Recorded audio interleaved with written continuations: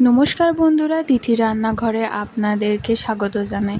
আজকে আমরা বানাবো চিংড়ি মাছের বাটি ভাতে। চিংড়ি মাছের বাটি ভাতে বানানোর জন্য প্রথমেই কিছু চিংড়ি মাছ নিয়ে তার খোসা ভালোভাবে পরিষ্কার করে নিতে হবে।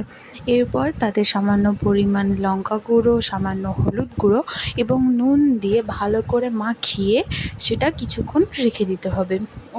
এবার সর্ষে, পোস্ত, কাঁচা লঙ্কা এবং অল্প নুন দিয়ে একটা পেস্ট বানিয়ে নিতে হবে। আমরা এখানে শিলনোড়া ব্যবহার করেছি, আপনারা চাইলে মিক্সি ব্যবহার করতে পারেন। এবারে এই পেস্টটিকে একটি বাটিতে নিতে হবে, স্টিলের বাটি নেওয়াই ভালো। স্টিলের বাটিতে এই পেস্টটি নিয়ে তাতে কুচো করে রাখা কাঁচা লঙ্কা, অল্প সর্ষের তেল এবং আগে থেকে ম্যারিনেট করে রাখা চিংড়ি মাছগুলোকে দিয়ে ভালোভাবে মাখিয়ে নিতে হবে। জিনিসটা সুন্দরভাবে মাখিয়ে নিয়ে ওপর থেকে অল্প সর্ষের তেল দিয়ে সেটা স্টিমে রেখে দিন 10 মিনিটের মতো।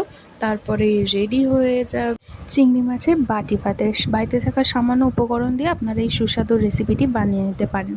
যদি ভিডিওটি ভালো লেগে থাকে তাহলে চ্যানেলটি সাবস্ক্রাইব করে লাইক ও কমেন্ট করুন। ধন্যবাদ।